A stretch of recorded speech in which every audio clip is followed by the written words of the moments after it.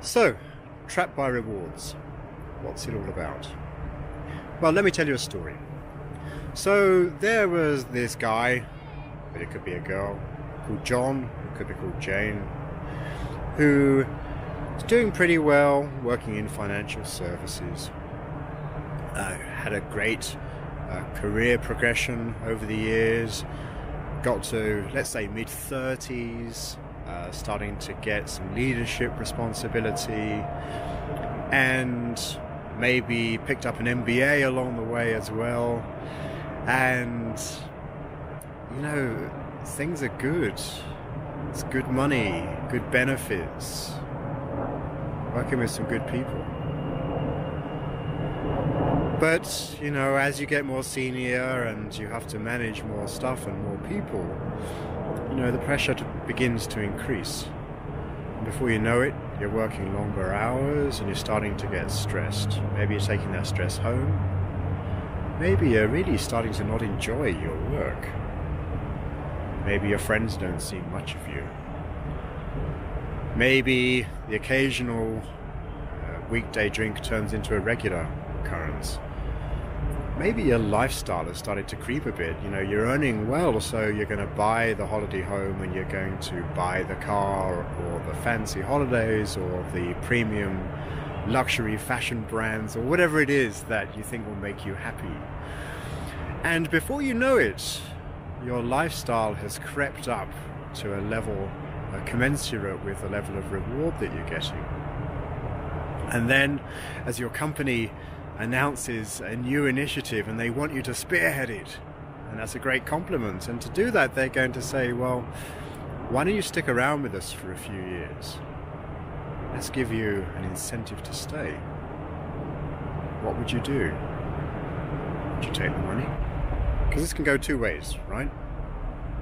You have this amazing incentive, this bonus plan, this share option plan, whatever it is, and you begin to work on this project that they've assigned to you. But at the same time, maybe there's something that happens with your sense of fulfillment. You're not enjoying it the same way that you used to do.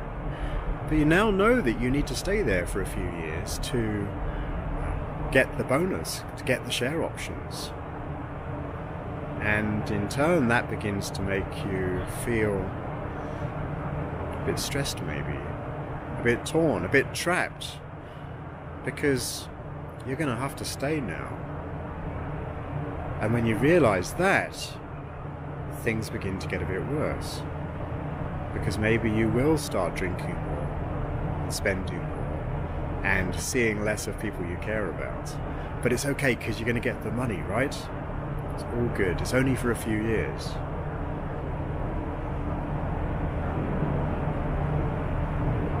But I wonder, what would happen if you thought about it differently? What would happen if you didn't allow yourself to get brought into that bonus? What if you were to go and do something else instead? Maybe there's your next role in your career progression that you would have done if somebody hadn't offered you loads of money to stay. Maybe you'll take a career break. Maybe you'll retrain to be something else.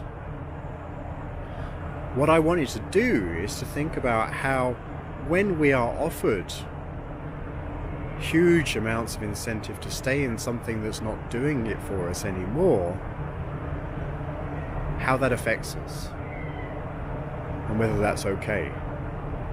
And if it's not okay, I would love to work with you to help you make it okay again.